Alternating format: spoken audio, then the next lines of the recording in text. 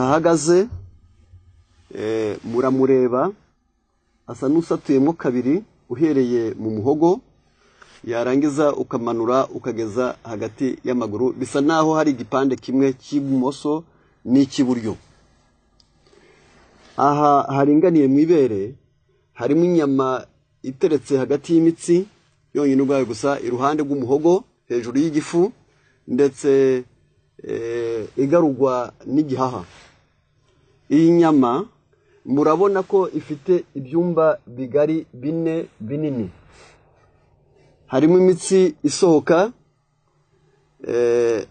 isa n'iringaniye mu maboko, hari indi yombi, hari indi nayo isohoka iringaniye ijya mu nda. Byonyine ubwabyo gusa umwijima usa n'uteretse usohotswemo n'amatiyo menshi. Ibi byumba bine bishinzwe kwakira umwuka uvuye amaraso avuye mu mubiri, yarangiza bikayoza, yarangiza ayamaze kuva mu mubiri akaza aremereye, hakanyuramo akantu bita valve kari mu ntango ya buri cyumba kabereyeho kuvuruga, noneho kayavuruga koroha, akandi kakayavanga, akandi kakayungurura akatandukanya amabi n'ameza, yarangiza ikindi kasohokeramo agasubira mu mubiri. Uru rugingo rugira amategeko. Uru rugingo rugira ibyo rukunda rukagira n'ibyo rwanga. Rukunda amazi d'abord kugira ngo amaraso ajaza ariko adafite ubushyuhe bwinshi, kandi amaraso aze ataremereye, kandi amaraso aze agenda ku rugero rwiza, bituma umutima ukunda amazi. Niyo mpamvu kubazi ingingo, kuko igihaha ari nacyo kigenewe kuyoza umwuka ngo kiwukuremo umwuka mubi, gisigaze oxygene yonyine. Burya ibibitse mu two bita alvéole, ni utuntu tumeze nk'inzabibu tuba mu gihaha. Iyo turwaye tukabika byara umwuka bigahinduka amazi, ubwo umuntu arwaye ibyo bita prelezi, yarangiza tuba tugomba kureba ngo umutima ugomba gukora nabi bitewe n'igihaha kirwaye. Umutima ushobora gukora nabi bitewe n'ibyo bita tension élevée, ubwenge bwawe ukaba bwapanitse bwabaye traumatize. Umutima ushobora gukora nabi bitewe n'umunyu mwinshi wagezemo, yarangiza amazi yakayakunda kwibumbira hamwe bitewe n'uwo munyu.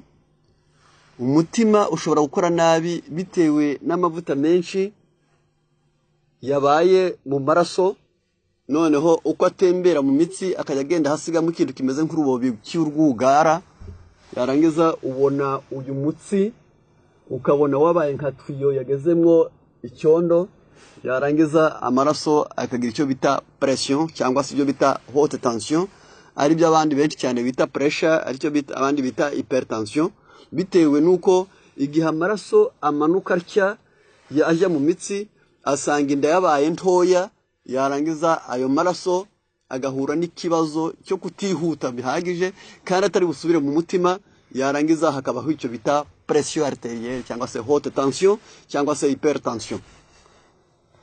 Iyo agiye atyo byongera ubwabyo gusa burya umuntu abarwaye. Wabwirwa n'ikise ubucyo ni kimwe, amaraso ashobora kugera hasi mu mubiri yagiye akennye, atagira ibintu bita proteine zihagije, noneho mu kuzamuka kwayo akazana intege nke. Uko azamuka yarangiza akselera ngo azamuka ave mu birenga, azamuka uyu musozi witwa amaguru, yarangiza azagere mu mutwe akagendana intege nke nk'imodoka idafite za vitesse zihagije cyangwa se moteri ikomeye.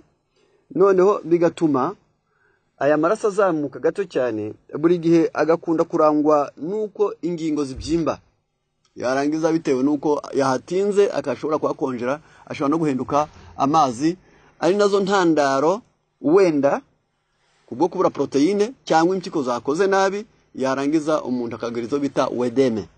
Yarangiza ibyo nacyo ni ikindi gishobora gutuma umuntu agira ikibazo cy'umutima. ariko umuntu akwiriye guhora yigenzura. Ni ryari wakeka ko ufite umutima cyangwa se ufite ikibazo ku rugingo rwitwa umutima? Uyu mutima uvuzwe hano ntabwo ari wo bita ame muri Bibiliya, kuko uwo ame ishinzwe ibirebana n'iby'umwuka, ariko iyi kere ni pompe ibereyeho gusunika amaraso ngo atunge umubiri. Muri uyu mubiri iyo umutima wakoze nabi ubibwirwa n'ibi bintu bikurikira: umuntu yiyuhagira mu maso atya, amaraso akaba menshi mu kanwa. Ubwo icyo gihe umutima nta cyizere ubufitiwe. Ushobora kumva injereri mu matwi, icyo nacyo ubwo umutima wawe nta cyizere ubifitiwe. Ushobora kumva hano hejuru mu gihorihori cyawe haka umuriro, umutima wawe uba ufite ikibazo. Ushobora kumva wiseguye akaboko k'ibumoso kakaruha vuba, kakazamwo ibinyamuntoke kakaruha vuba byongera ubwabyo gusa, cyangwa kakanababara kumva gasa nakahagutse. Umutima wawe ntabwo uba wizewe neza. Noneho ushobora no kumva byongera ubwabyo gusa wagwaye ibikanu, byongera ubwabyo gusa, ubwo ikibazo cy'umutima ntabwo kiba cyizewe. Ushobora kugenda ukaruha uhereye mu mavi ujyana hasi ukumva nta mbaraga, yarangiza ubwo nabwo umutima ntabwo uba wizewe. Noneho kugira ngo ubizirikane, hari igihe umuntu agira ikintu cy'icyoba, yarangiza iyo cyoba cyonyine ubwacyo gusa, umutima nabwo ntabwo uba wizewe. Iyo wumva uri wenyine ukumva warya vuba vuba, ukumva warya bwangu, umutima ntabwo uba wizewe. Yarangiza ntugarukiraho gusa, hari abantu kano kaboko k'iburyo gafate ngaho kanyuze munsi y'ukuboko kw'ibumoso, yarangiza aho mu rushyi rw'ukuboko ahantu usohorera uranyura, urafata ku kigufa bita omoplate. Iyo ukunda gushimaho ku nyusirizo y'icyo kigufa, aho hakurya honyine ubwaho gusa, nta ruheri ruhari, ubwo umutima uba ukubwiye ngo hariho ikitagenda neza. Yarangiza iyo ujya kubyuka mu gitondo ukumva byakunaniye, nta bitotsi ariko usa n'ufite ibitotsi, kubyuka byanze, uri kwiruhutsa buri kanya, ufite ubute bwinshi, umutima nta cyizere uba ufitiwe. Kubw'ibyo rero gabanya amavuta, cyo ni kimwe. Gabanya umunyu, cyo ni cya kabiri. Gatatu, jya ukunda kunywa amazi, jya usinzira ku gihe, jya urya ibyo kurya by'imboga, jya kurya imbuto, ariko niba waramaze kubirwara, fata onyo, ufate indimu, bikatakate neza, yaba ari ukubirapa, yaba ari ukubisya na mixer cyangwa icyo bita blender. Yarangiza maze ushyireho akayiko k'ubuki. Ubuki bwiza burya bugira B ya 8 na B ya 9, bituma umutima w'umuntu utuza. Hakaba n'akantu bita diastase, ubuki bwo nibwo mvuga. Yarangiza iyo butatetswe cyangwa bushyirwe mu kintu gishyushye, ari ubuki bwuzuye bwiza butavangiwe, ako bita diastase, niko konyine gatera umuntu gusinzira neza. Noneho kubw'ibyo B ya 9 ituma umutima ugira ritme, ariko zidasimbagurika, zitazazanirwa, zitahagarara, zidafite ubutendwe. Muri magufi umutima wawe ukajya kwakira, ntihagire igikererwa, bigatuma umutima wawe utera neza. Kubw'ibyo rero iyo ufashe ya onyo, irakungahaye mu gukura amavuta mu ruhu, mu mutsi, ugafata indimu, yagura imitsi kuko irinda ibyo bita sclerose. Yarangiza noneho byonyine ubwabyo gusa ugashyiraho bwa buki butera wa mutima gutera neza, ugashyiraho amavuta ya erayo abereyeho guhanagura cholesterol, yarangiza mu mitsi, mu gifu, mu mara, mu mpyiko. Yarangiza aka gasaradi ukariye, uretse gukiza umutima wonyine ubwawo gusa, ahubwo ubuvuye na rubaga impande, kuko imitsi uba wayivuye. Uretse n'ibyo gusa, ya mihore yahoraga inaniwe irazibuka ikagira imbaraga, kuko calcium iba yinjira neza cyane, kuko nayo burya calcium iri mu bintu bituma umuntu amererwa neza, iri mu bintu bituma umutima utera neza, iri mu bintu bituma umuntu asinzira neza, iri mu bintu bituma umuntu agira ibyo bita bien-être. Noneho akaba rero calcium nayo ifite uruhare runini cyane. Ibyo bintu navyo na calcium nayo tuba dukeneye ibimera, kuko ibaye ikomoka ku nyamaswa ishobora kugenda iremereye cyane, ikazatera ibintu bita calcule.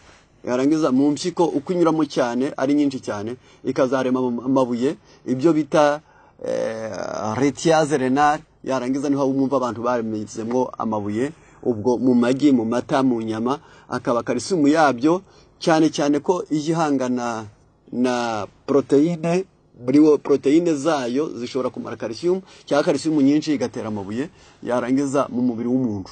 Rero kubw'ibyo niyo mpamvu rimwe na rimwe bakubwira bati aka gasarade ugakoresha 4 mu cyumweru, ukwezi uzaba wigiriye neza. Ariko nubwo twavugaga ibyo, hari igihe iyo uvuga ibintu uba ubivuga ubizi, ubisobanukiwe, uzi n'amahirwe yabyo, ariko onyo reka tubarangirize icyo yaba kora kindi mu mubiri w'umuntu. Mu gitabo bita Délices de Potager haranditse ngo l'oignon est laxatif, irazibura, ituma umuntu yituma neza, ubwo ivura za constipation byonyine ubwabyo gusa. Kindi gitabo bita Délices de Potager page 396 aravuze ngo désinfectant, iyo umuntu abwira indwara z'ibyuririzi onyo irabivura.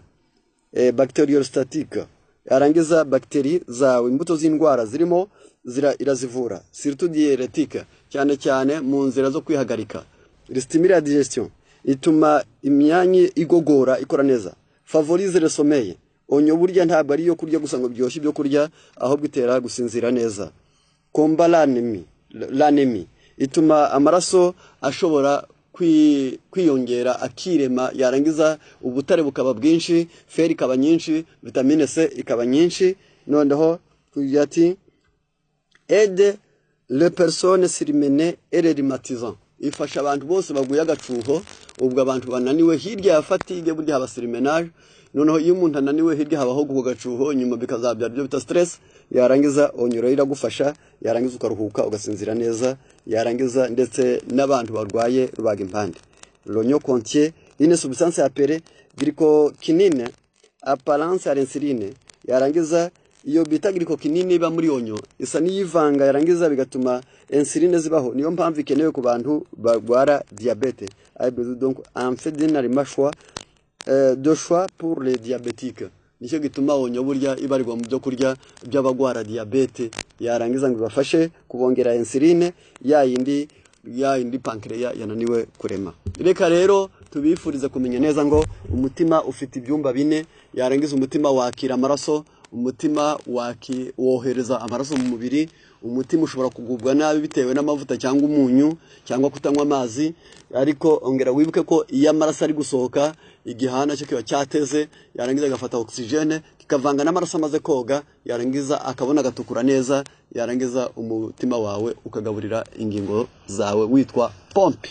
Rero uzawufate neza, yusinzira ku gihe, yawiyuhagira, yugira amahoro, yuseka kuko abaseka inshuro 14 mu munsi bihwanye mu masaha 16, nibura kabasetsa inshuro 14, yarangiza 14 zikazigizwe n'iminota 15. Aba bantu bagira ibyo bita bien-être, bakunda kwibuka, basinzira neza, basaza neza, amagufa yabo ntakunda kurwara, yarangiza imitsi yabo ihorana itoto, iminkanyari bamike, guseka nabyo ni byiza. Niyo mpamvu bivuze ngo kwishima ni imbuto y'umwuka. Imana ibane namwe mu izina rya Yesu.